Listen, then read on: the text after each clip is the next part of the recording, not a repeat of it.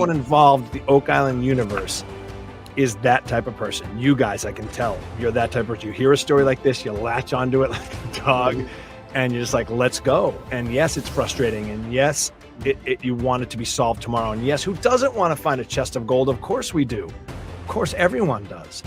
But it doesn't work like that sometimes. These things are hard. And so it's taking what it's taking. And that is, in this case, 10 years. Right.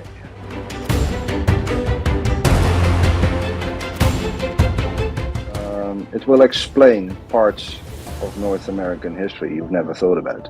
See, I can't. The History Channel could not have come up with a better teaser than we just did right here. So I tell you what, stay tuned, folks, because this is going to be a good one. I can't wait. This is Robert Clotworthy, the narrator of The Curse of Oak Island. And I have a question for you. Could it be that you are listening to The Curse of Oak Island and Beyond live stream? This is a top pocket find, mate, for sure. Hey everyone, Jeff here with JFree906 and The Curse of Oak Island and Beyond live stream. Tom Burns, how you doing tonight, sir? I am doing very well. How about yourself? I am doing fantastic. I'm in the new, or not the new, but I'm back in the what do I call this anyway? Home summer base. studio. Summer studio. The summer studio. I like that. Yeah. So we got the little decor going on in here, a little bit. And I know I need some better lighting. I'll get that figured out eventually. But yeah, so I'm up in Michigan, and it's a little cold. I might have waited another week or two, but anyway, I'm here. It snowed a little the other day. Oh, it did. Yeah. I heard a rumor there was a little bit of snow floating around Nova Scotia today too, but I don't know exactly where. Yeah, it didn't stick. It was just kind of in the air, but it was cold enough to have snow in the air, so that was not a lot of fun. Anyway, so I thought, maybe I should have waited a little longer, but I'm here. Hopefully the internet's going to hold out tonight. I do have, I had to work on some different options here, so hopefully it's going to be solid and I won't have any issue tonight. If not, then Tom, he'll carry on and he'll take care of you folks tonight and go through the recap. Tune in same time next week, folks. Good night. Yeah, good night. Thanks, Harry. All right. So, folks, thank you for being here with us tonight. As always, we do appreciate each and every one of you coming out. And if you would hit that subscribe button for us, and just to be a subscriber to the channel. We're getting really close to a number that I've been kind of eyeballing for a while. I won't say what it is yet, but we're getting really, really close. Anyway, so hit that subscribe button. And if you want to know when we come out with new content right away, click that notification bell. And it's supposed to, I don't know if it always works the way it's supposed to, but it is to let you know when we have something urgent comes out, or I post something or whatever. It gives you a heads up. It sends you a little notification that we have gone live, or there's some kind of a video up there. And if you like the content of our show, give us a thumbs up. That really does help a lot. I saw Robert mention it earlier. Thank you, sir. Gives us a thumbs up if you like the content of the show. And 1 billion. Yeah, I wish. Wouldn't that be nice? Anyway, so and if you want to help support the show, we have a couple of different ways you can do that. You have the Patreon channel. It's patreon.com. That's Patreon. And I have a brand new patron, Christy. Thank you so much. Appreciate you very, very much. We appreciate all the patrons we have out there so much. And you can also get one of the tumblers that's listed down below in the description of the show. You can click on that and it helps you. And I don't have one here to display at the moment. I'm not quite completely set up, obviously. So anyway, thank you everybody for being here tonight. And of course, Tom Burns, Jan doing the awesome synopsis once again, and Linda helping out with the chat. Couldn't do it without you guys. Really appreciate it. All right. So again, here we are. We got last night, and then we got 2 more episodes. So we got about 80 minutes worth of airtime to go. 80 minutes. What are we going to see? Now we're getting down to the wire. We talked about this a little bit, getting down to the wire of what will be the season cliffhanger. Now, we put that out there, and I actually did that little thing on YouTube. Also put out a little thing saying, hey, what do you folks think is going to be the cliffhanger at the end? And some people said, that it would be the getting to the bottom of the garden shaft and seeing something, and muon technology, data coming back. Might be a combination. What do you think? I mean, are you changing your mind on what you think will be the big deal? The big coon? The more they go back in time, boys, I'm telling you, I don't know. I mean, now it was originally they tried to jam 228 years into 42 minutes every week. Now we're trying to jam 1,200 years into 42 minutes every week. So you're exactly right. That's the crazy stuff, and we'll dig into that as we go along tonight. But that 1,200 years that you mentioned is really becoming a huge number, is it not? In so many different aspects. Yeah. Who would have thought when we started watching this show, 10 years ago, when we were watching a diver go down to 10x and we were watching just to make sure he got back up safely, they're looking for a treasure, and now we're going back to 500 BC. Yeah. On a little island off the coast of Nova Scotia, Canada. Yeah. I mean, who would have thunk? Yeah. The Roman coins and it's just the bronze weights, the barter piece or token, whatever you want to call it. Yeah. Yeah. Those are real things. I know. And, I think the word is that the cameras are starting to be gathered. They're getting ready to roll, start, gathering film for the season 11. If they're not there yet, they will be any day now and get that rolling. So that is all gathering. So it's going to be pretty cool. Yeah. So, the Ender cliffhanger, I think we'll be finding that gold-covered cup or whatever jewel. Yes. You know what? And I'm sorry, I don't have a name on that. That's Wanda. Thank you, Wanda. But yeah, I think you're right because, they haven't shown it. They teased us with that at the very beginning of the season. Before the season started, we saw that.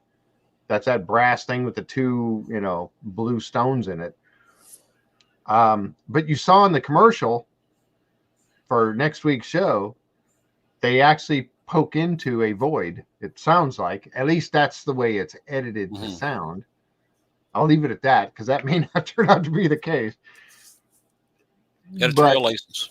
Editorial license. Blue jewels, darn it. Yeah. Yeah, I know. See, that's what I think they're I'm thinking that maybe they're going to poke a camera because it looked like it was underwater. I looked at that a couple of times again, and it almost looks like when you watch the promo that it's underwater. There's a reflection there from something. Yeah.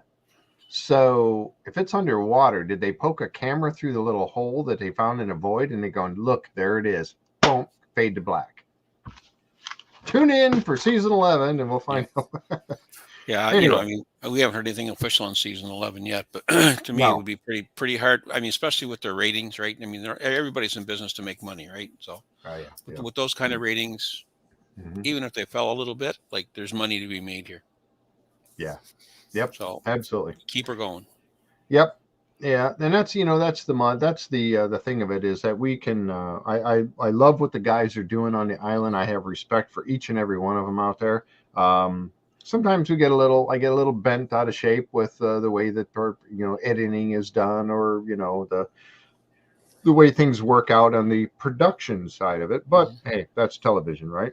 Yeah, and you got to keep in mind there's two things going on there, right? One is the television production, and the other is the search. Yeah, exactly. Yep, exactly right. All right, so let's see here. I do have. We are going to have another giveaway, and a thank you so much for the folks that have donated. And we have another donated item. I think this one is from our favorite Jan Anderson. Let's see, and I've got a picture of what we have, and this is it right here. This is a book, it's a booklet made. It's Lee Lamb, and it's the Oak Island Family, the Rest All Hunt for Buried Treasure. That is what is being given away tonight. This is really cool. We're going to do that in a little bit. So if you did, and to be eligible for these, you need to be in our Facebook group, which is the Curse of Oak Island and Beyond. And you just jump over there, and then you'll see when Linda will put up the picture of what the giveaway is. And then in that post, you comment with a yes. And every yes she puts in there, and I don't know, she takes the time to do all this. I don't know where she finds the time, but she gets them all into her phone for the spin, so that they can we can do the giveaway. So that's what's going tonight. Is that book, and I believe, like I said, Jan Anderson donated that for the giveaway. So thank you, Jan. That's going to be a cool one. Yep, and you can't win it if you're not in it. So right, yeah, yep. So yeah, you got to join the group and all of that. So we're over 30,000 in the Facebook group now, so that's really cool. All right. So here we go. Now, this is season 10, episode number 23, The Italian Job. Interesting name on that one. But, you know, obviously it fit perfectly for what was going on. If they capture images of potential Templar treasure, this will become larger than life in a New York minute. Yep, you're right, Avi. You're absolutely right, because you know, and we're going to get to that, but I think that whole thing, you know, I when they went out and if you remember, when they went out and they asked everybody, who do you wish had left some treasure or was on Oak Island, and who do you think was? Wish and think. So a lot of the wish was almost 100% Templars. The think kind of was all over the board. But now, man, I tell you what, there is a lot of evidence pointing to a certain date range and a certain group of people. Could it really come down to it that the Templars were on Oak Island? I tell you, I don't know. But the evidence more evidence pointing in that direction now than there was 12 months ago. Absolutely. I agree 100% with you on that. So Templars, baby. Yep. Jack Campbell, Templars, baby. Hey, Jack, how you doing? Good to see you there. Glad you're here with us. But yeah, Templars, baby, for sure. All right, so let's roll with it. Let's see if I can get this working here. Let's see. Boom, there we go. All right. So get started on this one. Episode number 23. We got 2 to go. Yep, they start off in the money pit. This was a really cool, I thought, very emotional money pit scene. Now we're going to combine both of these together because one was at the beginning, one was at the end. But I thought this was really, really special. Yeah, it was. It really was. And you can see that they're wrapping up here. They've done all the digging out of the money pit or in the garden shaft because they've removed much of the stuff that was there to guide the hammer grab down into the hole. All that's been removed. So, yeah, now they finished up that last set down there at the bottom at 82 feet. And now we see where we go from here. But I think that's going to be the deepest they're going to go, at least for this season. We're not going to see it go any deeper than just finish it off and secure it, because you know that they saw that broken beam and there's a lot of pressure happening on that one wall. Yep. On that northwest wall. So that's kind of, not only is the wall getting pushed in, but the corner's sinking or has sunk. Yeah. So there's a couple things actually. Yes, it was for Charles, and even Marty got a few. I got the feels. Yep. Yeah, what Charles says, very personal for him. Yeah. So there they are, standing outside before he goes down. They're kind of laughing and joking about it, and he was all harnessed up and getting ready to go down and do his thing. And Marty said, "Yeah, I'll be down there in a couple of days." But you watched as Charles was talking, and you could see that this was very emotional for him to be invested as long as he has with this entire thing. And I would dare say that it's been longer for him than it was for even the Laginas, right? For Rick and Marty. I think he's been involved in it much longer than they have. So this is a big deal. Yeah, so he was definitely choking up a little bit, and there he is going down inside. And there he is checking it out down there, down below. And I wanted to show also a picture. This is that sinking corner, the north corner. And if you remember, that was the corner that's kind of on the crane side, right, on the, when you're facing it from the money pit, the left side, top corner on the left side there. And you can see, look at you can see the gap right here. I mean, look at that.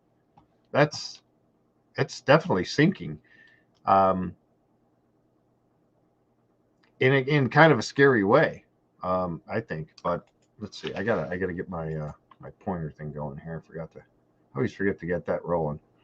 But so yeah, it's kind of a. I'm a little concerned, even so, with the way, but you can, like I said, you can see the gap, how it runs downhill right here. That's pretty scary. But there's another picture right here, and you can kind of see it here too, right there. You can see how that's sinking down right there. Now, we've talked about this a little bit before. What do you think would be causing that to sink down? They all believe it is because there is a tunnel running underneath it, and that void area is soft material. It's probably fallen in if it is that close. Well, I mean, we're 82 feet to the bottom, underneath their feet, underneath those boards is 82 feet. I'm assuming that's what it is. And that tunnel that they were following through the blob was 103. What is it? You're on mute or something. I can't hear you. Are you muted? No? Wonder what happened. Try it now. Nope. How's that? There you go. Now I can hear Okay, you. we're back. We're back. Well, I think it was around. What part of what tunnel was 95 feet? That was, I believe that was. No, I think you're right. I think it is that one. I think it is Yeah, 95. I guess around 95. And again, Yeah.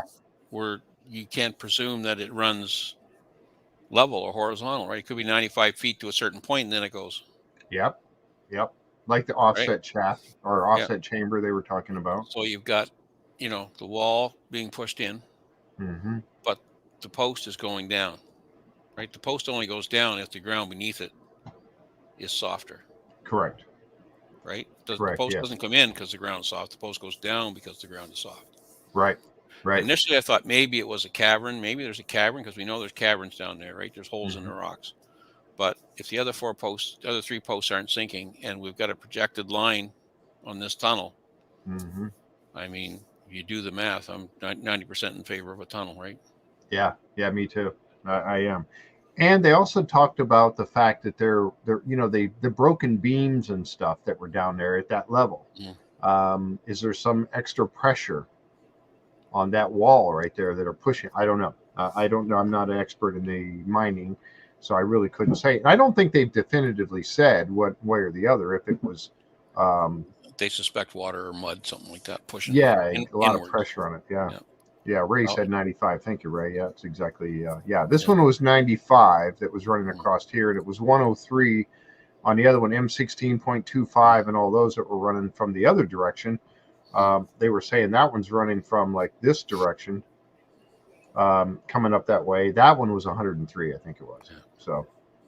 Yeah, and as Ryan says, they wouldn't let them down there if it wasn't safe. Well, it's safe because they've secured it. They've mitigated the risk. Right. Exactly. Yep. So we'll find out. And I think that if they punch down in there, if they punch down in there, they're going to find that void, hopefully. And again, we talked about this one that I had some help with. I think it was Ryan over in our Discord channel. Was extended that line, and it goes from Smith's Cove. If it goes that far, and it could be one of the flood tunnels. I'm in favor of believing it might be one of the flood tunnels. Later on in this episode, we see Marty get to go down. He gets down there as well, and he was talking about this is the part where I knew that Marty was getting a little emotional because he had made the comment about I could be this close. Down here now in the bottom of this pit, I don't remember exactly how he phrased it, but he is that close, could be that close to the treasure down there. Now, he made a comment like something like, "Isn't this this is where the real hunt begins," or something like that? Yes. Yeah. Yep.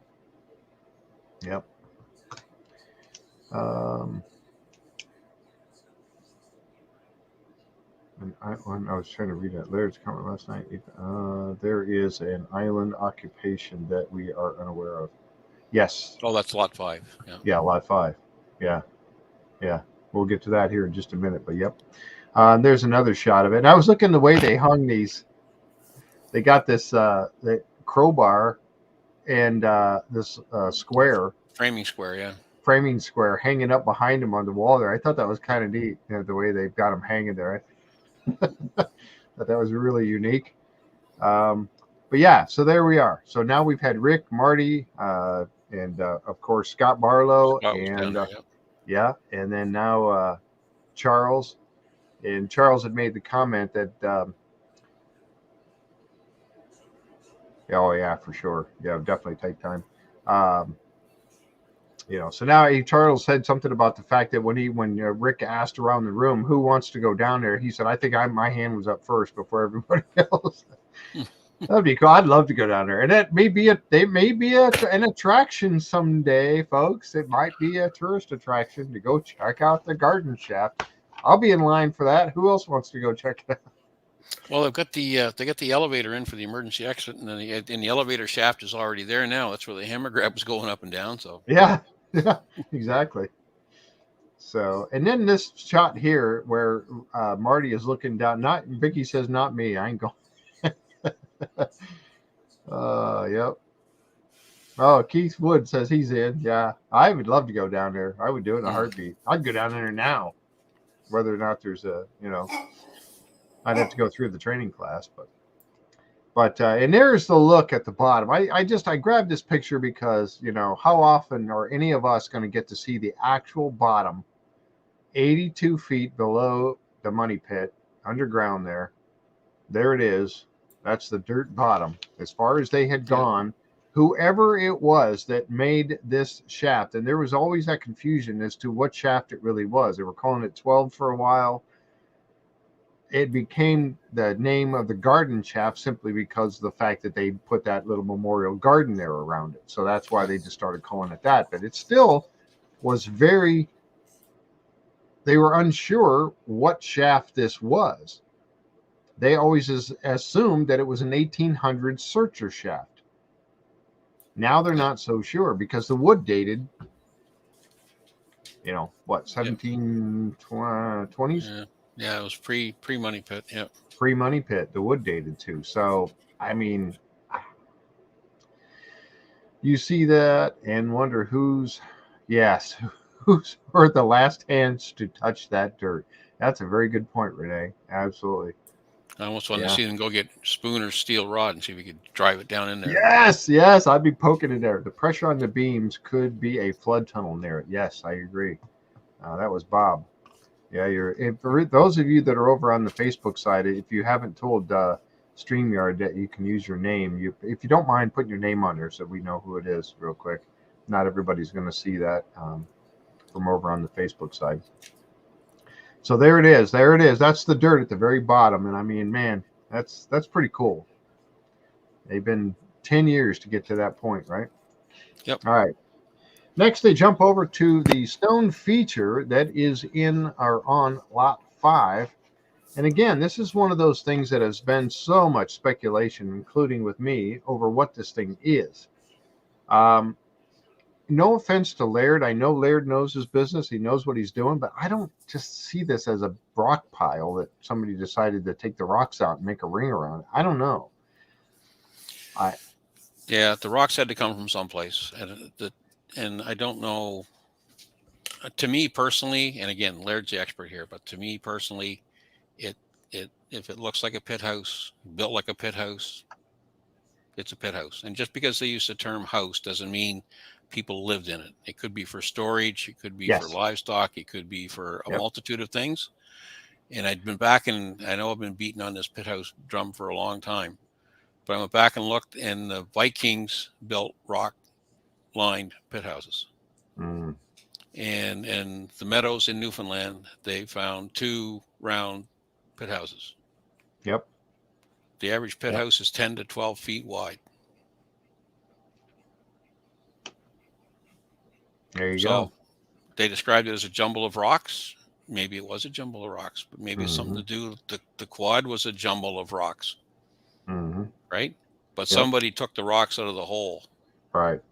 right, and built a shelter, in my opinion. And those loose rocks at the bottom, they could be the result of frost. They could be the result of stairs they had built in there out of rocks, and the frost has heaved them and pushed them around. Yep. I don't know. That's just Nordic culture made round buildings. Yep, just right there. Vicky agrees with you on that. Yep.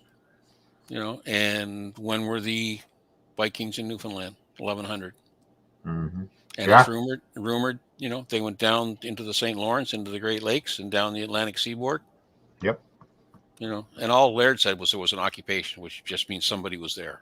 Yeah, exactly. And I totally agree with him on that for sure. Yeah. Well, somebody had to be there. They built it, right? Right. Yes, exactly. And it's an occupation by somebody that they had no idea was ever there. Yep. And at a time period, probably, then I don't think they've dated it yet. He found some pottery and stuff that was in the 1700s, but that was on top, not inside. So we still don't have a date on this thing. But I mean, come on, this thing is. And I thought the very cool thing about it too was that they were talking about the fact that nowhere in Nova Scotia is there anything else like this. No. That they found. That they found. That they found. I'll leave it at that. That they've discovered. So why, again, it goes back to that same thing. Why on Oak Island is all this weirdness? No, definitely man-made. No doubt about it. Oh, yeah. No doubt about it. The other thing, too, about it, too, is that you'll notice where the rocks are. Initially, I thought from the initial photos that the rocks around the top of the hole were level and flat. So, for example, where Jack is standing, right? Right. But if you take the distance shot, or even look over to the left side of that picture, you can see where they're sloped away from the hole. They are. Right? Now, why would they do that? And I know you know the answer, but that's what I'm asking. Why would they do that? That's just because the way they pulled them out of the hole and piled them up. As they formed the rim of the circle of the hole. Yeah. It's not too, as I initially thought, it might have been some sort of an animal treadmill, you know, where they walk in a circle. Right. Yeah, we talked about that. Yeah, but you wouldn't build them on a slant. You'd build them flat, right? Right. My thinking was going back to my dad, and when he plans out where he's going to build a house, you build the house up a little bit and slope the ground away from the house, especially if you have a basement. Could be. Yeah. You slope the ground so when the water runs off the roof, it doesn't run into the basement; it runs away from it. So that's when I heard that, that's what I was thinking. If you cover this with some sort of a dome covering, then you're going to want any water that runs off of that to run away, not down into the hole. Exactly. That's where I was thinking the slope. No, that's a construction, policy process that's used to this day. You want the earth sloped away from the foundation. Right, exactly. Yeah. So you don't get that water in there. So, but still, again, you go back to that occupation. And if this thing dates to the 1200s or before, that's earth shattering.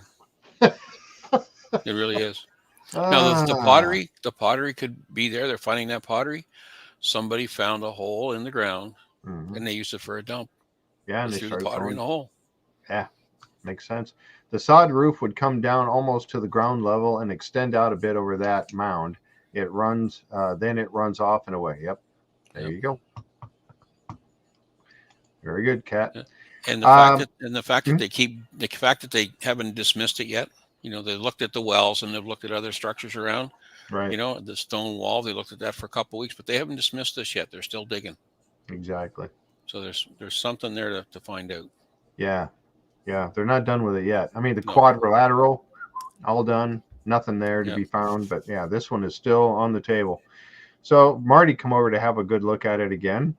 And he brought Ian with him. He was down inside, or Marty was down looking inside at everything and getting an idea from Laird.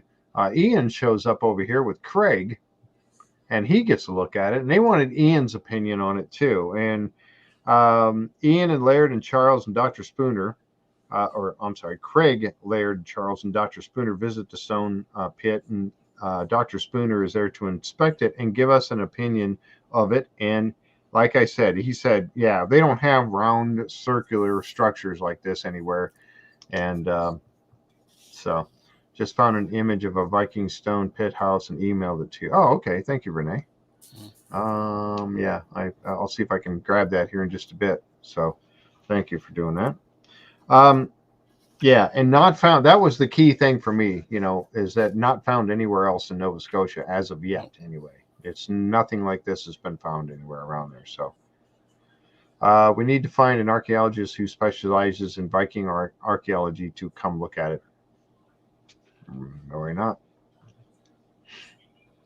That would be up to Laird, I think, to get that arranged. You'd have those resources available. Oh yeah, for sure. Yep. Mm-hmm.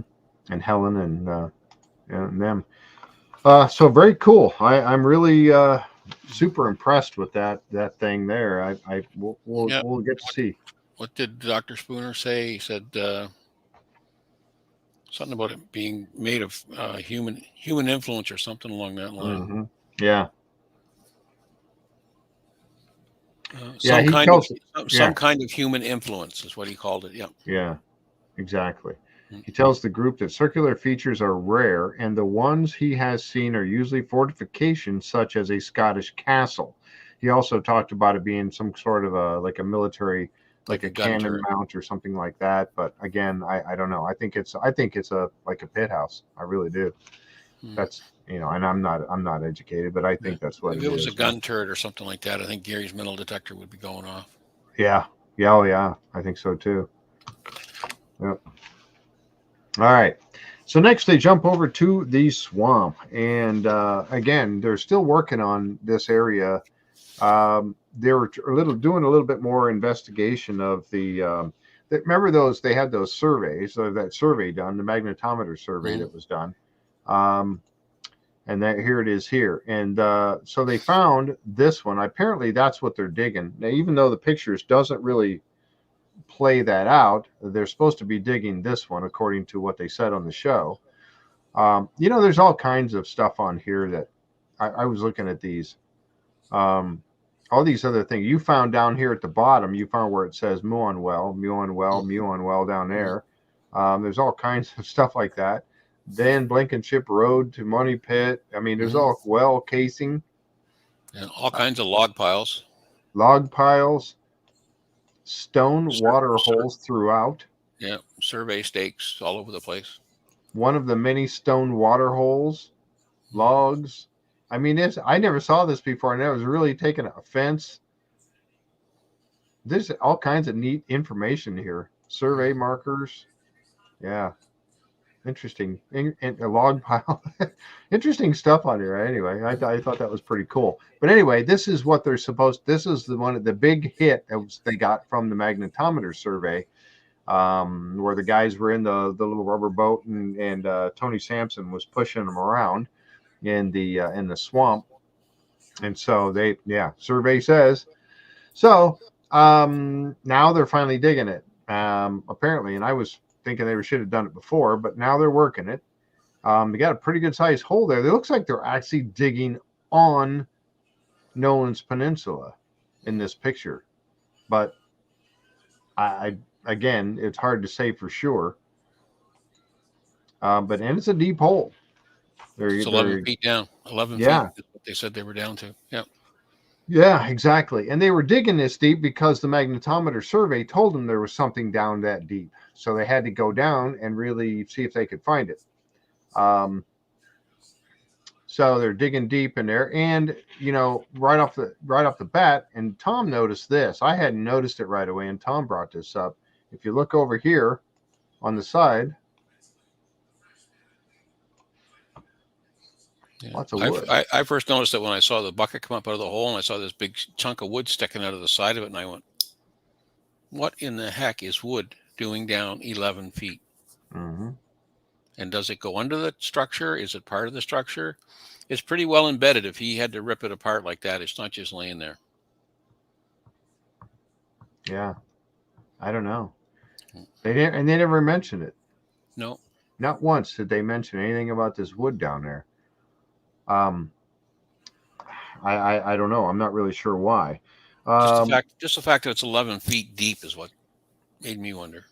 Exactly. Yeah, I'm with you on that. It had been laying on the surface, a couple feet from the surface. Maybe you think, yeah, well, okay, big deal, right? Yeah, it floated in or whatever. Yeah, but 11 feet deep. It's been there for a while. Yep. It was really cool though as they get going along. They seen that, and I saw this pirate ship. Yeah, like you said, a pirate ship. Maybe it's part of the Yeah. pirate ship that's supposed to be in Part of there. the What do you ship. think, Jack Campbell? Is it the wharf? He said a wharf. Yeah, it could be a wharf or something, but Could be yeah, part of a I don't know. part of the log cribbing for a wharf or dock or whatever. Yeah. Yeah,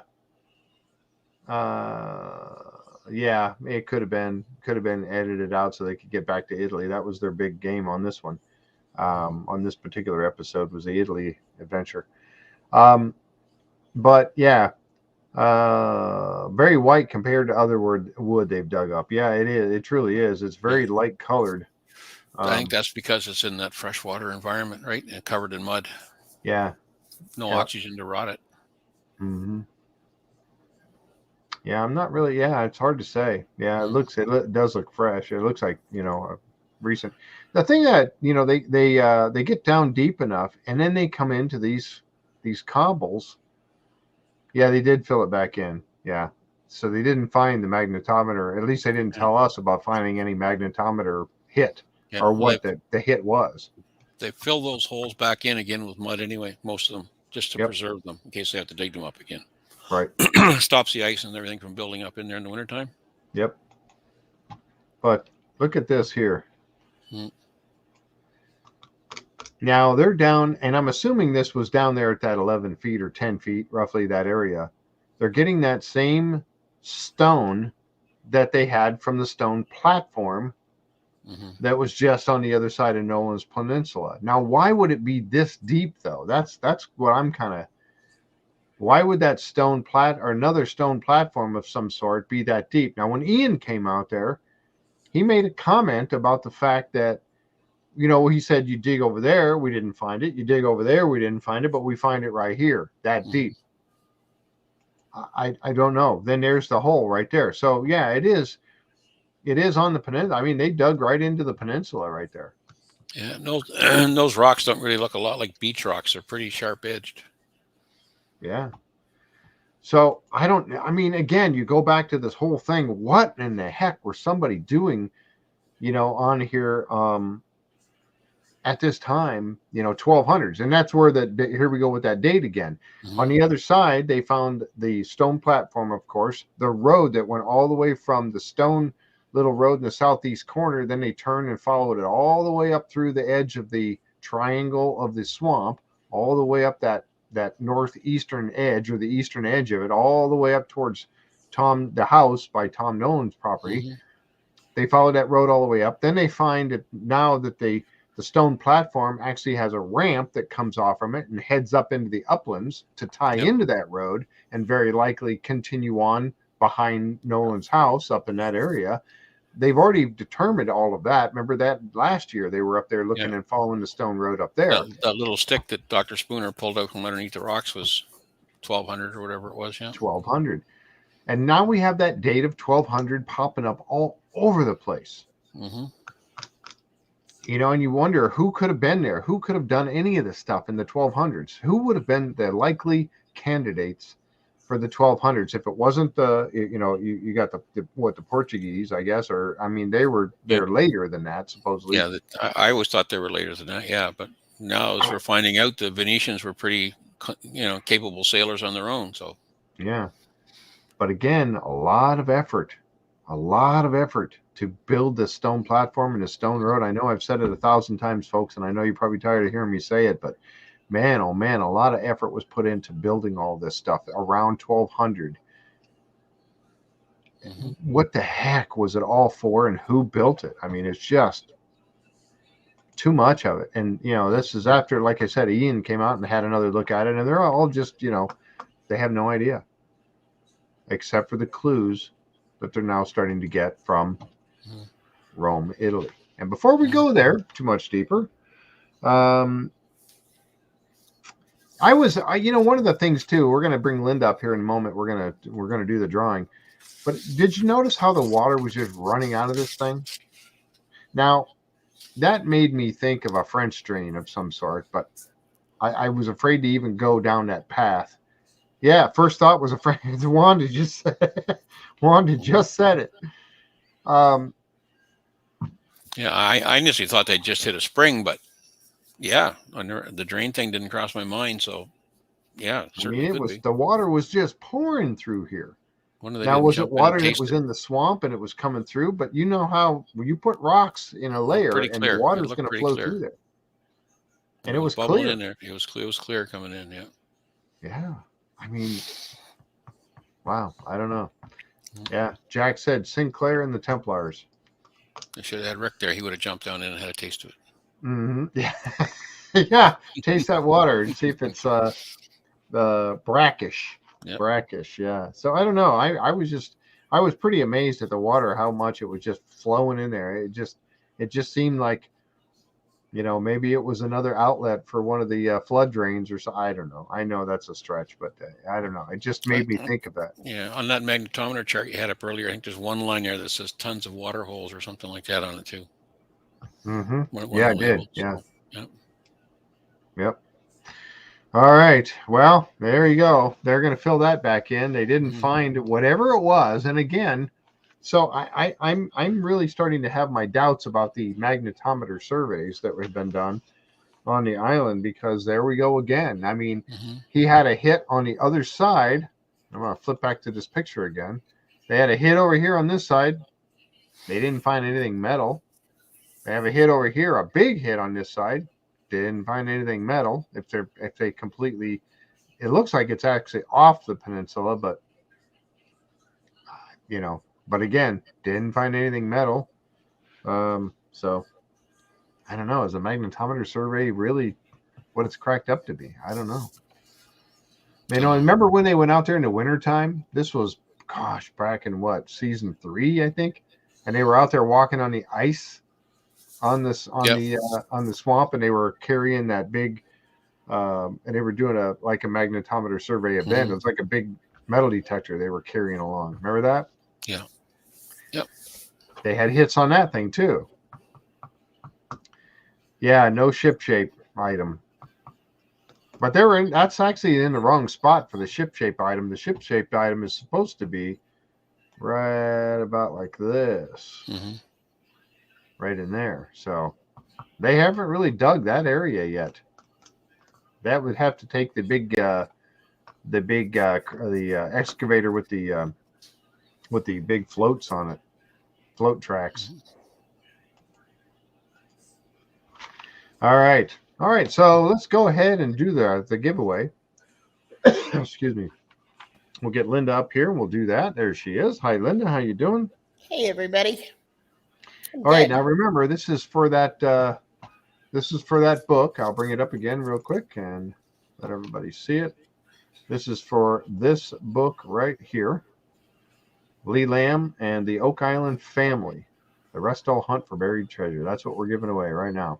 Right. And Lee has written 3 books, and this is one of the 3. mm-hmm. All right. All right. There are a ton of people on here. Yeah, she said she got a lot for this one. Everybody wanted this book. All right. Let's do this.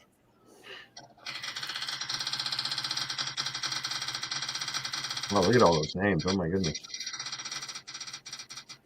How do they even all fit in that wheel?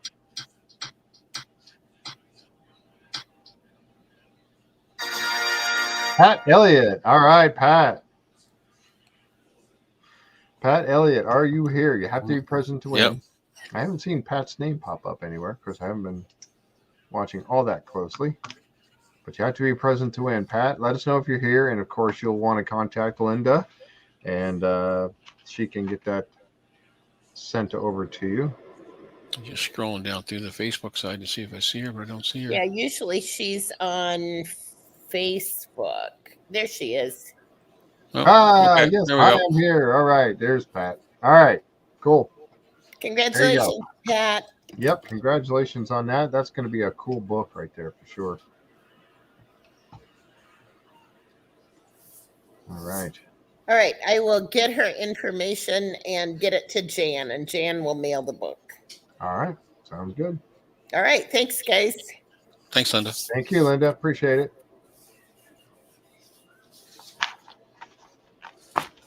All right. Yeah, So we're off to Rome. We're off to Rome. We're off to Rome.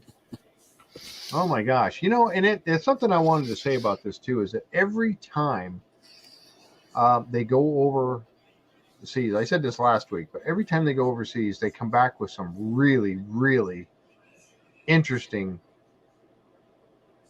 finds and things Yep. that relate. Just the history lesson alone is amazing. Oh, it is. It truly is. And that's one of the biggest things that I love about this whole show. You know, it was all about treasure at the beginning. We all wanted the treasure. We all were concerned about finding that treasure. And now it's, to me, yeah, the treasure's great and all, but I want the history. I'm really dug into this history. And like Rick, I want some answers on this stuff. I mean, this is really become an important adventure in all of this for me anyway. And they keep finding more and more stuff.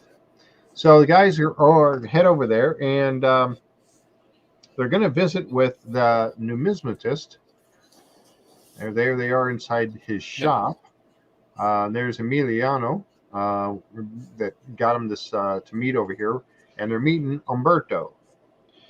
And he is a numismatist, of course, and he is one who deals in those kinds of coins overseas in Europe. Now, two of the things that he was going to look at was this piece right here, which we already kind of determined was not a coin. It's a bronze piece. And then also what we determined was looked at and was decided that it was a Roman coin. That's this half piece here. Yeah. Yep. Now he had one here. Go ahead. I'm sorry. Please. I was going to say, were you kind of surprised they didn't take the token? Yes. I was surprised we didn't see that, but maybe they're 100% convinced that they're correct. So. Yeah, they did meet with Sandy Campbell, and Sandy said it was definitely that Roman barter token. Barter piece, yeah. Barter piece, yeah. So, but it's kind of funny because he pulled out this one and he was showing it, and it's probably a very good piece that. Yeah, there you go. Linda's putting that up about getting in on the giveaways. This particular piece is probably in the right time frame, but the ones that everybody else found online, I thought we found a better match. He may not have had one right there in his shop at that moment to show it, but because this was a head of somebody kneeling right here, and it's upside down actually, but we had a pretty good find on this one. I think everybody that was looking for it.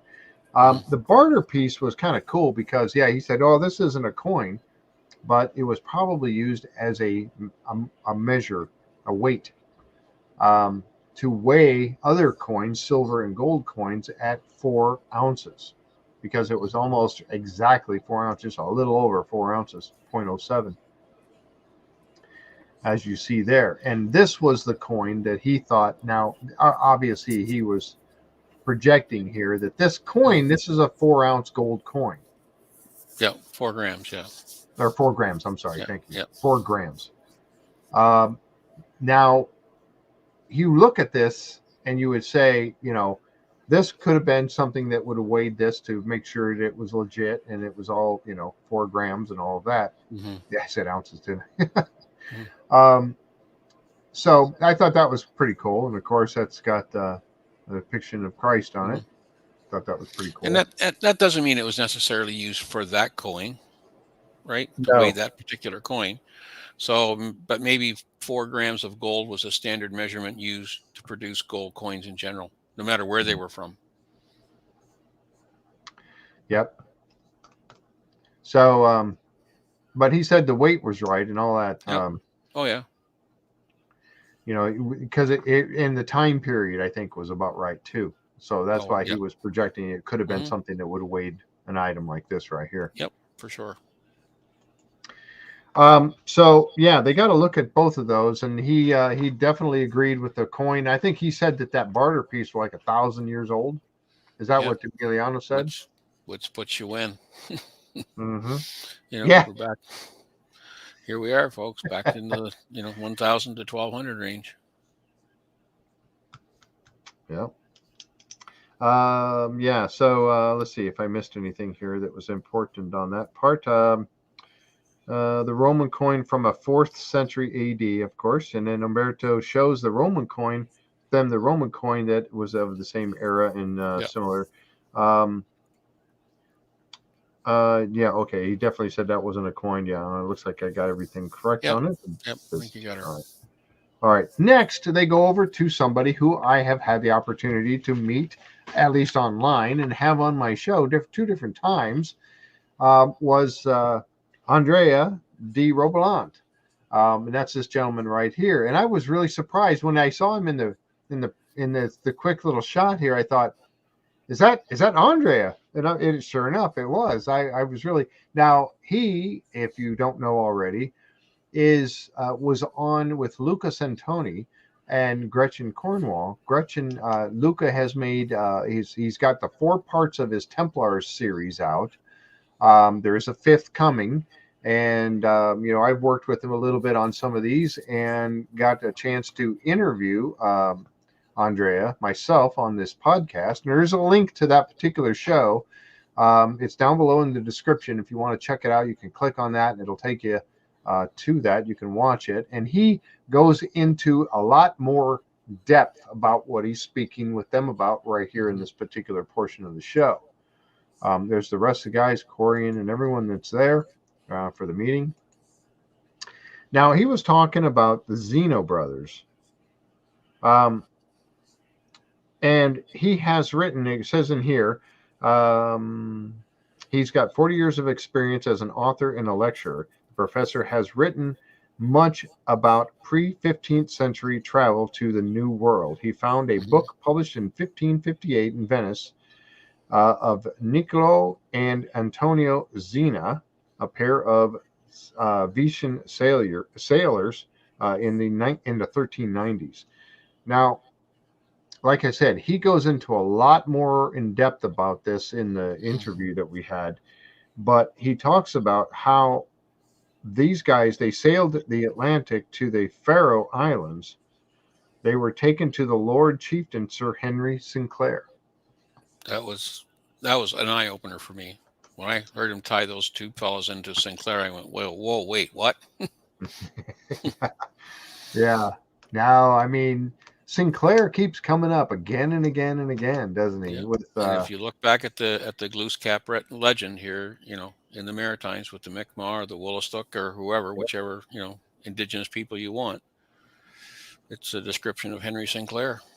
Yep. Sinclair gives them ships and they travel further north. During the next 10 years, they describe the places they visited. In 1558, the grandnephew of Zeno, Antonio Zeno, decides to print a map of their travels and publish their materials. Now, and it shows coming all the way from over to Greenland, Iceland, and then down that route. Mm-hmm. Who else? I mean, we talk about knowledge being passed around and used, right? Yeah. Who else used that same route? Vikings. The Vikings. Yep. I mean, that was and so that this information had been passed along by countless people. Now, if this is happening in the 1390s, and the Zeno brothers probably already knew a little bit about it, but they were going to make that trip. And so did they actually take Henry Sinclair with them? Did he actually join them at some point and come on over? Or did he go over later after they had already discovered all this and came back and told them about it? If he's commissioning them to do it, that he knew about it. Mm-hmm. Sinclair. So why would Sinclair not want to come over himself at some point? I don't know.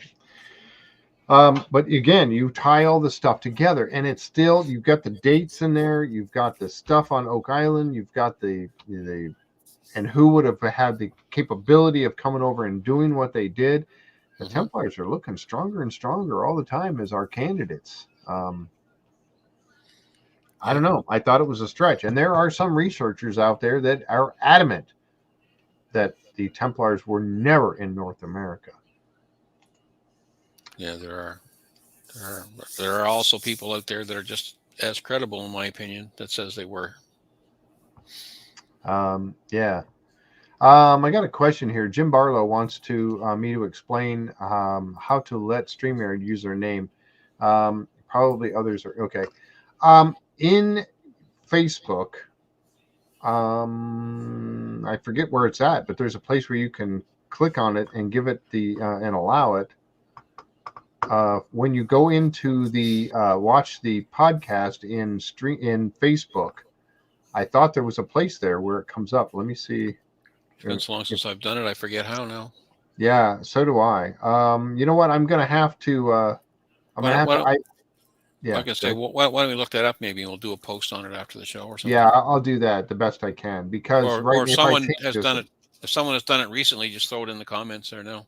Yes, please. But there's a place on the Facebook side where StreamYard comes up, and you can just click on it and tell it, yes, you can use my name. That's all it does. It is, Jeff. I just did it. Yeah, Wanda, if you could kind of maybe just show where it's at or type where it's at real quick so people could know, I'd appreciate it. Or do a screenshot of it maybe and post it to the page. Yeah. Yep. But that's where it's over on the Facebook side, and it's when you want to watch it over there, that's where you do it. Thank you, Wanda. I appreciate that. She'll show you. And this map here was another really cool one. It says I came across this map of the New World in a friend's library in Venice. I was struck by the fact that even as late as 1688, when the map was published, they've got the dates in here. I mean, this is really a very interesting tool. I think I've got a better shot of it. Yeah, right here. Basically, I think this says discovered by Antonio Zeno in 1390. Yeah. I mean, and where is that? Buttons Bay. I'm not sure, That's Newfoundland and Labrador right there is my guess. Yeah. Yep. And so is this all down here? Is this that would be the Maritimes down there, I would say. That says Arcadia right there. Yep, that would be Nova Scotia right there. Yeah, so this is Nova Scotia right here. Mm-hmm. Yeah, so, and that's 1390. So when did Columbus sail? 1492? Yeah, he was a little late. He's a little late to the party, isn't he? Yep. Now, there might be some people that would toss this out, but again, folks, you tie all this stuff together about who knew.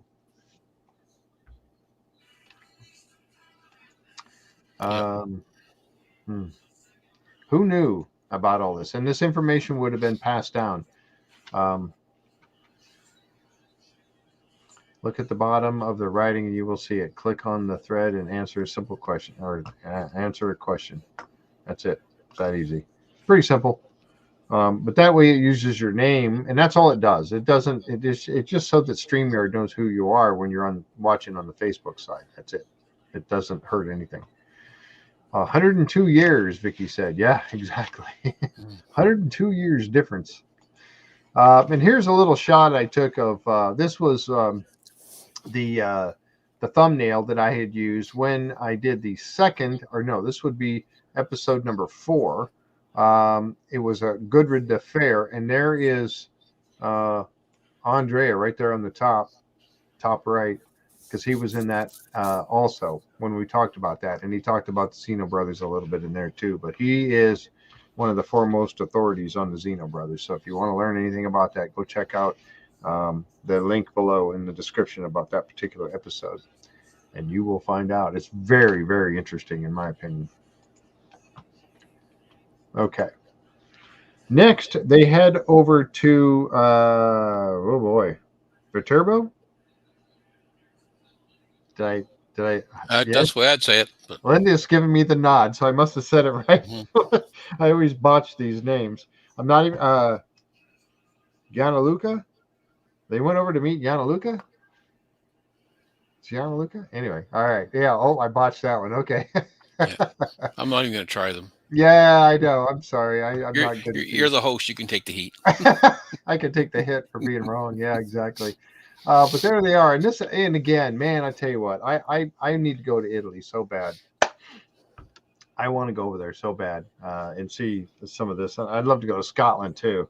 My sister got to go to Scotland, but I already got several places picked out that I want to go, and Gretchen has already promised that she would take me around a little bit. So I have to make sure I work that out with her. But again, look at these beautiful places, and this is just, I love these pictures. And there's the gentleman that they're meeting, who is an author and a researcher. Now, this gentleman is a Templar investigator who has spent over 2 decades researching medieval activities in this era. So he knows what he's talking about. And then they go into this this building here, this church, Santa Maria Nuova. And were you astounded as I was about the date of this place? It's crazy. Someone built that, over 1,000 years ago. 1080. Yeah, or close to 1,000 years ago. 1080. It's amazing. It is. It truly is. I love it. But they were going over here because they want to look around and see what they can find that that might tie things back to Oak Island. That's why they're there. That's why they've been doing this trip. They took the coins over to get the coins looked at and get them verified. And they're going around in here and they're looking for any kind of markings, just like they did when they were with Corjan and they went to Portugal. And Corjan took them around inside the churches there, and they found some of the masons' marks that are very similar to what they believe was on the 90-foot stone. So they come into this place here, and one of the things they find right off is this little thing right here. Now, and this wasn't little. This was actually on a little bit of a stand or whatever, but it has, if you notice, the cross with the 4 dots. Now, the lines going around the outside. Your picture's not up there. Oh, thank you. There you go. There it is. See, that's what I'm here for. That's what you're here for. Thank you. Yeah, and I was talking about the beautiful right here. I was talking about that, and you didn't see that either. There I am talking about. But when you think about it, people look back and look at that building, right? And you think, people are saying, oh, well, how did they have the technology? How would they ever build a mine? How would they do this, 1,000 years ago? Well, if they can build that, digging a hole 50 or 60 feet in the ground shouldn't be a big deal. No. Yeah. Lorraine's a good job, Tom. You're doing your co-host duties very well. Jeff, you need to put the picture up. You're talking about it, but we don't see it. All right. My first thought on these old buildings is that they are so old and still standing. We can't build that today in the last 100. No, it's something that lasts 100 years now. Yeah, they were very. It's amazing when we look at this architecture and the things that they did. I've visited both Scotland and Italy and would love to go back anytime. Oh man, I just so want to. When I was in the Navy, I went on the other side. I didn't get to go to the Mediterranean. I wanted to do a med cruise, and I didn't get to. I did a Westpac, so I was over in China and the Philippines and all that, and Africa on the eastern side. But pay raise for Tom Burns. There you go. Checks in the mail. Yeah, the checks in the mail. Yeah. All right. So here is that little device it's a cross with the 4 dots. Now, where have we seen that before? Linda Simmons, thank you so much. Oh, there's my raise right there. There's your raise, Tom. and it's all in Canadian dollars. Yeah, there you go. Isn't that awesome? Thank you, Linda. Very appreciated. So there it is. There's the cross with the 4 dots. Where have we seen that before? On the HO stone. And some people have said, where are the other fragments? I would love to find I'd like to know the other fragments and be able to see, because they keep talking about the H and now, of course, this cross with the 4 dots. And yes, they don't have the thing going around the outside, the diagram going around the outside, but a cross with 4 dots. It's very purposeful. very purposeful, very specific. And also that circle. Now, where did we see the circle with the dot in it? That was last week's show. They found that in those caves down there. Mhm. And it's a symbol for gold. Look at the H. Yeah. Symbol for gold. So yeah, the symbol for gold. yeah. But also right underneath the H, another circle with a dot. Mm-hmm. Or a portion. I think it's a circle with a dot. Oh my gosh, you guys. Thank you. Craig. And Robert. Thank you, folks. I appreciate it. I really, really do. So, and that is something else I noticed about the H, is this right here. How it goes up and then back down like that. And you pointed out, and we'll get to this in a minute, there's another one down there. Yep. So the HO stone keeps coming up. Now they found this, and this is what I thought. They found this in here, and they found the HIC, which I guess means here. That I did not know, but it means here. Here. Yes, and we'll get to that in just a minute, April. Yeah, exactly. But I noticed, and again, as I mentioned about the H having that little going up here like this. Now, who's to say that I think you just mentioned it, who's to say that we're looking at this right side up? Exactly. We don't know what orientation this is supposed to be. So is that possibly an A? I don't know. But you see this portion here, it doesn't go all the way through. Let me get my marker. Yep. But you see it kind of hooks down here. You see these two got the hook on top right here, or a little bit to the top.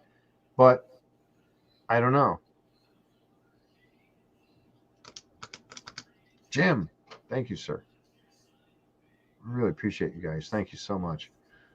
I don't know. So we don't know which way we're looking at this. I just thought that was kind of interesting. But we get back over here to the HIC, and then you got this A with that, got that little portion in it right here. And you've got this bigger section here and here.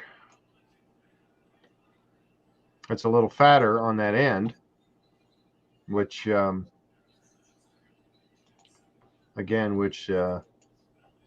this here did, see right here. I don't know. And that pointing down, if this was flipped over, this would be pointing down like the A is pointing down here. I don't know. I thought that was kind of interesting. It looks to me that's a mason's mark of some sort. Yeah. Yep. They also made it, to symbolize maybe the square and a square, and like the masons. Yeah, like a mason's mark. Beth. Yeah, thank you, folks. I appreciate it, Beth. Really nice of you. So anyway, very cool. Now we did have this, and they spent some time looking at this thing. HIC means here. Yeah. Does anyone know what that was when that was all carved? No, I don't think we know. Looks like a compass. Thank you. Yes, that's what I was trying to get to. I was babbling on it there a little bit, but yes, David, it does kind of look like a compass. Yeah,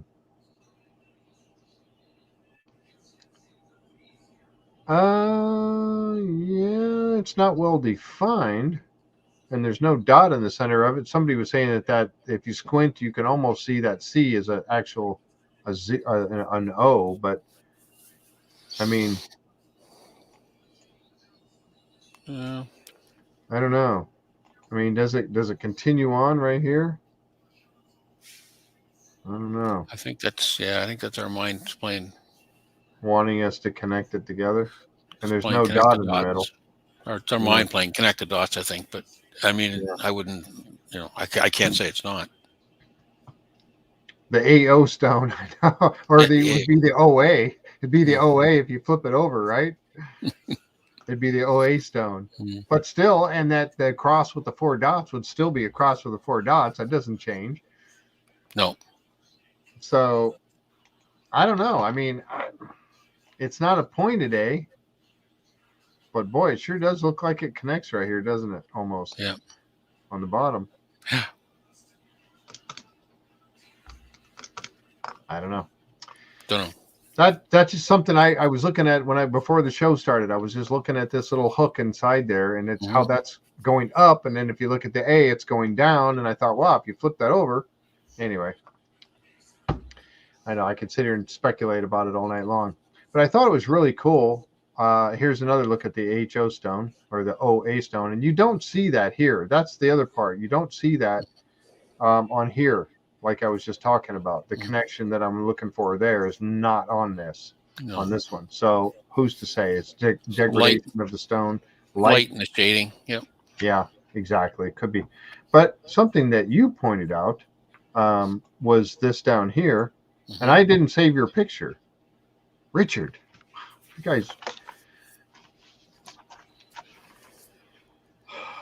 Let me see if I can find it here. Yeah, I didn't save the picture that you sent. But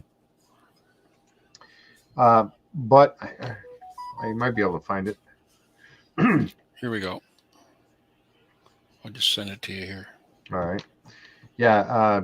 Tom was looking at something here that put it in your private chat. Yeah, I found it. All right, I'm bringing it up now. Yeah, I figured, you know what the heck? If Alex can start drawing lines, I can start drawing lines too. Yeah, why not? Okay, so I'm going to save these two. Excuse me. Whoops. Actually, we'll save all three. Bear with me just a second, folks, and I will show you what I'm getting at here. All right. This is just me going down one of my weird rabbit holes, folks. So yeah, this was Tom going down a rabbit hole, but I tell you what, he's on to something. Remember when we saw this? Now, where was this, Tom? This is the Livingston stone. Yes, this was on those stones that Corjan took everybody out to in Liverpool. Yes. All right. Guess I'm not going to get that raised now. Livingston.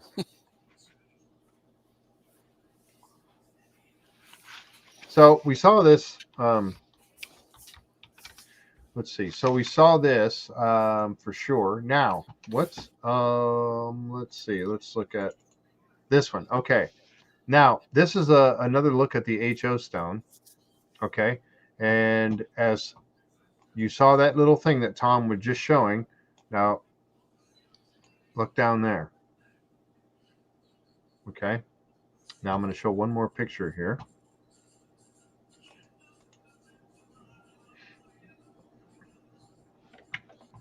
I mean, is it possible that could have been part of it? Yeah. What did they say what this symbol was supposed to mean? No. I don't remember. No.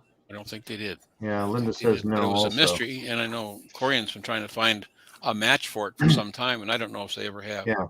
Talking about I saw this those two right things now. together, and I've been kind of watching for it too, and especially when I go into these old buildings. Mm-hmm. And I just happened to notice that last night. I said initially I thought it was like a letter R, but then I got looking at it closer, and I thought, no, that's like a gold symbol over top of the two prongs that would be the end of that, what they found chiseled in the stone in Liverpool. Yeah. Because we don't know what the other half of it is, because I mean the stone's been broken off, blown up, whatever, right? Yeah. Yeah, unfortunately, it was damaged quite severely. Liverpool, isn't that where the Beatles are from? Yep. Yeah, so I thought that was a very good catch. Yes, and I tell you what, Jim, I wouldn't be able to do it without Tom and Linda and Jan and Colin and Jack Campbell. Jack helped get all this started with me a long time ago. Jack, gosh, it was so long ago. Jack Campbell was my wingman for quite a while. Still is. Hopefully he'll come back and we'll get him back on the show one of these days. But yeah, so yeah, I wouldn't be able to do it without these folks and John Edwards and everybody that's been on. You know, Dale and Jeff and just Alessandra, so many people. Gretchen. The guests you've had on. Oh my gosh. Yeah, it's been awesome. It really truly has. It's been quite a last couple of years. It really truly has. But thank you so very much. I appreciate that. But yeah, so I think this is really interesting. And again, we go back to the HO stone. Man, if we only had more of it, if we could find some pieces and piece that back together and find out what in the heck is it all truly about.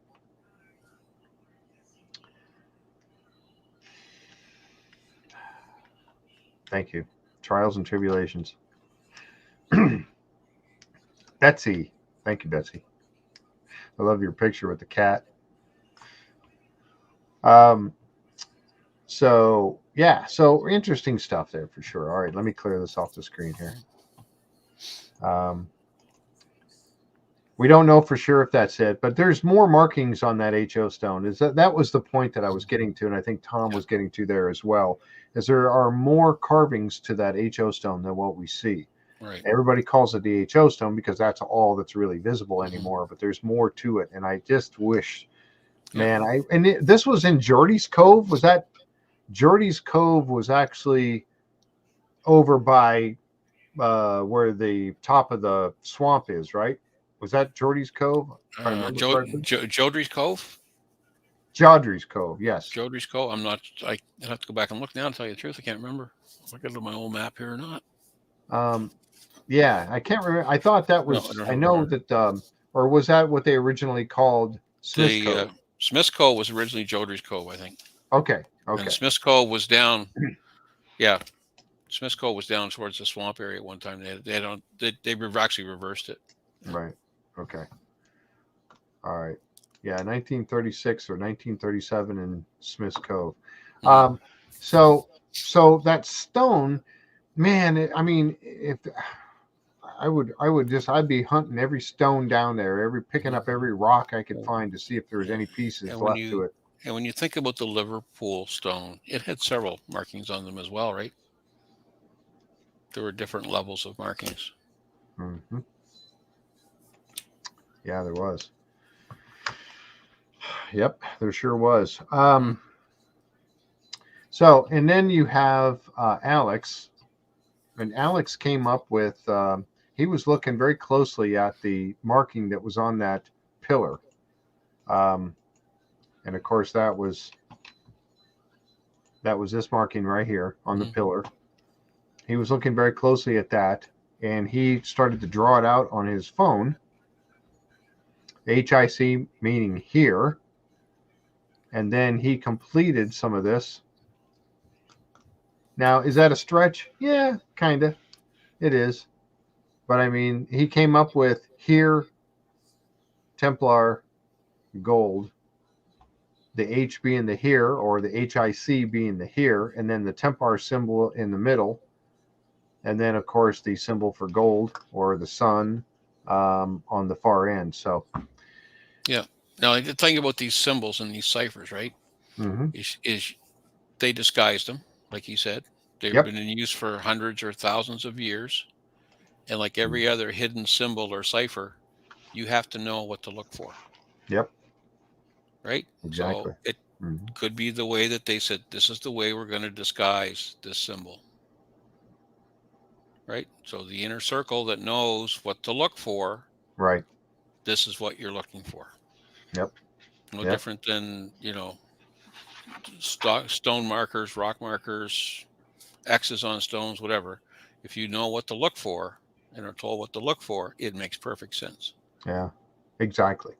And you mentioned the Liverpool stones there with the markings there, and they saw that goose paw on there, and then there was the goose paw they saw last week when they were down in the tunnels, the Templar tunnels. They saw that look like a clay disc or whatever, a plate or something like that had the goose paw on it. And I guess the reason that I keep bringing all this up, folks, is because of the Templar tie and all this. Why do we have all of these things and that cross with the 4 dots around in each 4 of the 4 corners is a Templar symbol? why would it be on a stone on Oak Island? You know, and you put the dates together, and you put all these little bits and pieces together. that tunnel down there where they found the circle with the dot in it, and also that goose paw down there, and also the crescent moon they found down there. Mm-hmm. And those are all things that were found on the Overton stone or the HO stone, but all in the same area right around Nova Scotia, there. So, and then you look at the dates, you talk about Henry Sinclair, you talk about the Zeno Brothers, Mm-hmm. and how they would have known and gotten some of this information from the Venetians and or the Vikings. Mm-hmm. And you look at the symbols that the indigenous, the Mi'kmaq, the Wolastoqey, those native indigenous people around here in the Maritimes have been using for centuries. Right. Right. Where did they get those from? Those same symbols appear. Yep. So, you know, it comes down to the thing saying, is it plausible? Do we know for a fact? No, we do not. Are we ever going to know? Hopefully. But is it plausible that the Templars or a remnant of the Templar could have been here? Now, if you go back now, if they're dating all this stuff in the 1200 time frame, that is after the creation of the Templar, but before 1307, when they were, Friday the 13th, when they were rounded up, or some of them were, not all of them. So that's in between there. So is it plausible to think that they would have done a little exploration on their own and maybe looked and done some? I mean, they had a lot of money. They were very powerful. They had connections. Is it plausible? Yes, I would say it is very plausible. Yep, but we know that, like you say, the Templars were shut down, or at least thought to be shut down in the early 1300s. Zeno Brothers go sailing in 1390, and who was their head man but a fellow by the name of Sinclair? Mm-hmm. Do these things all intertwine? Right. And we know that Sinclair, it has been talked about that Sinclair was somebody who helped the Templar. Mm-hmm. He was like a kind of part of that whole thing. Yep. 1309 was it? 1307 was when the Templars were right. banned, I think. Yeah. Right. And then 1390 was the voyage. Right. So that much time later, the Zeno Brothers made their, pilgrimage. So have they already been there and back, and they went to him and he showed them the way? Yeah. Yes, thank you. But Ryan, thank you so much, Ryan. I didn't get your name out there, but thank you very much. Folks, I really, I don't know what to say. I really get choked up, but thank you so much. It's really cool. It really does help a lot. Anyway, but thank you guys. But yeah, it's just one of those,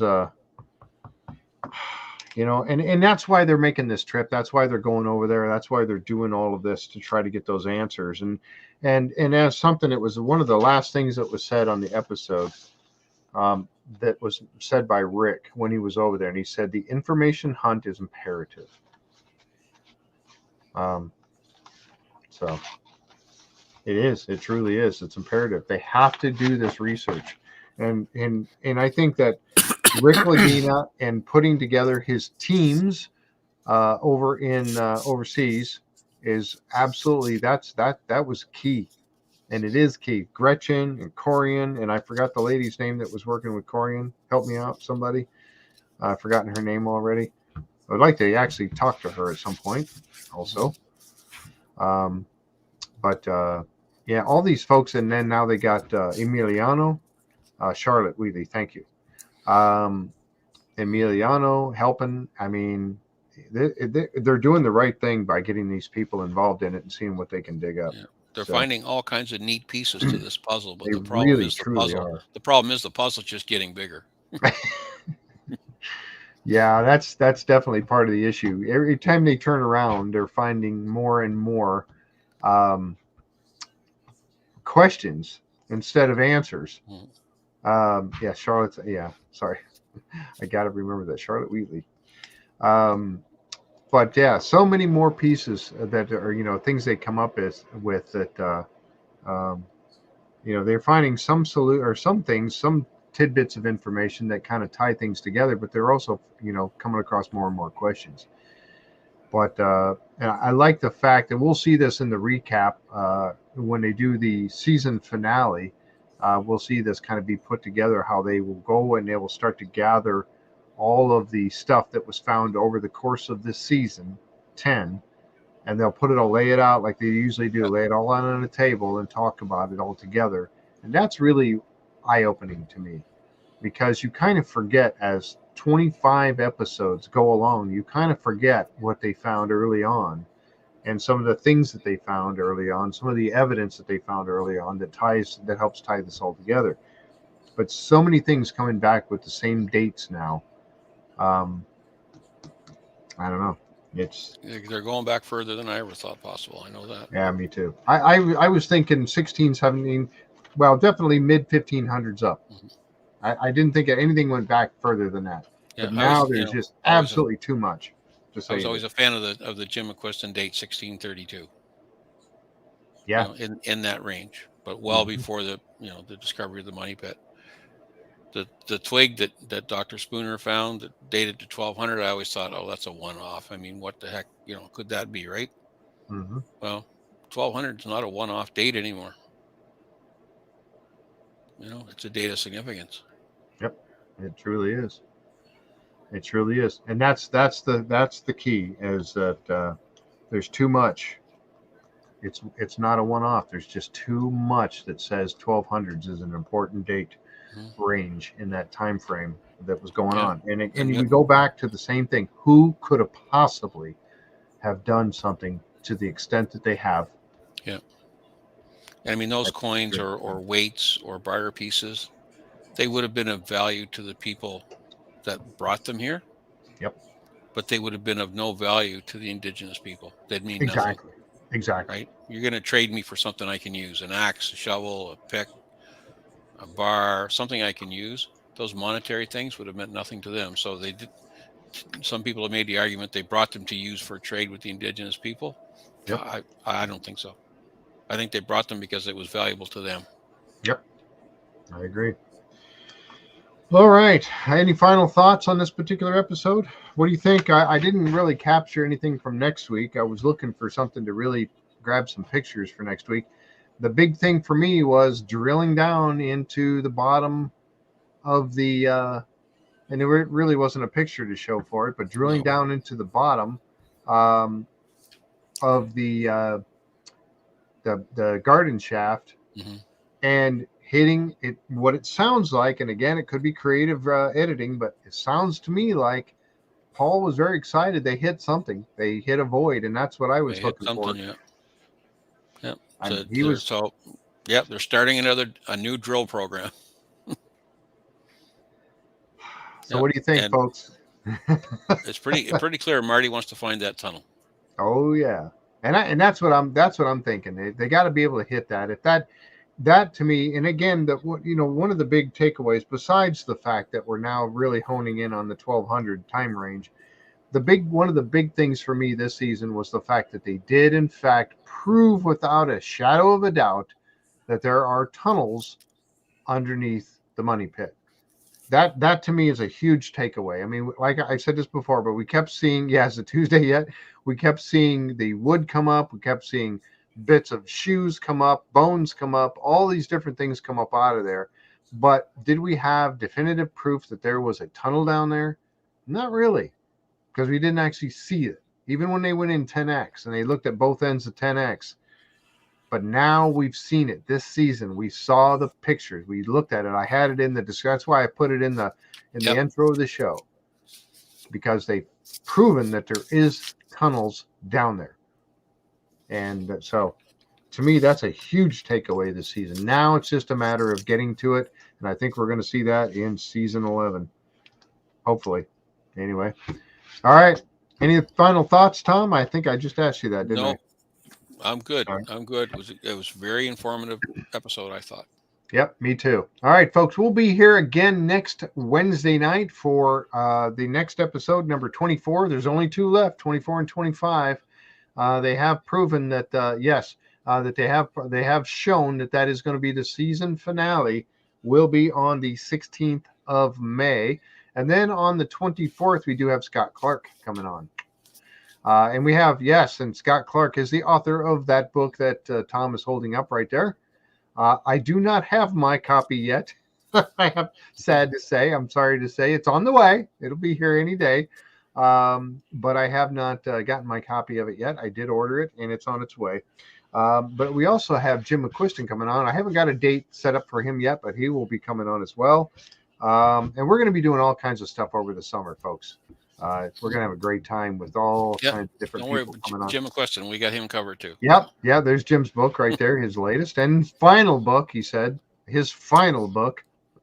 Yeah, you keep telling us that, Jim. We believe you. Yeah. Yes, that was Coach Steve Money. That's yes, it's called The Hatch. And I was going to bring that up earlier because that's something that Jack Begley said. It could be the hatch. And I think Renee, well, somebody in our Discord channel had said something about that hatch a couple of weeks ago. That round circle, maybe that's the hatch. Well, maybe it is. We don't know. I mean, is it possible that it is? We'll find out next week. Out. Yep, can't rule anything out. All right. So for those of you who do like the Skinwalker Ranch, we will be talking about last night's episode on Friday night at 7:30. That was awesome. I think that was an awesome episode. We're going to talk about that on Friday night, 7:30 p.m. Eastern. And tomorrow night, I've actually got a couple of, for any of you that might be interested in Bigfoot, I do have some researchers. It was Kat. Okay, Kat had mentioned that. All right, thank you, Renee, about the hatch, that being the hatch. We do have some researchers from mid-Florida. Tim and Wynette Turner are going to be on with us tomorrow night. That's Mike Owen and I will be talking Bigfoot tomorrow night, 7:30 right here. So you can check that out also. So, all right. That's it for me. That's it for Tom. Thank you, Jan and Linda, and everybody that was here with us tonight. We really appreciate you coming by. Jan. Thanks, Jan, for the synopsis. We'll catch you next time right here on the Curse of Oak Island and Beyond live stream. Good night, everyone. Good night. I forgot where it is. There it is.